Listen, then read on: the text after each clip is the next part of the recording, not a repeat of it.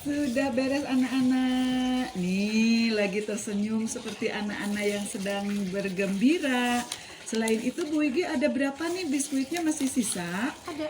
Nah, anak-anak boleh membuat kreasi yang lain.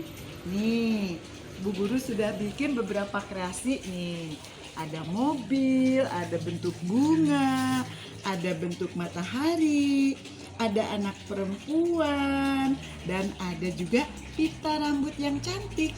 Yuk anak-anak, sekarang silakan kalian mencoba. Selamat menghias biskuit.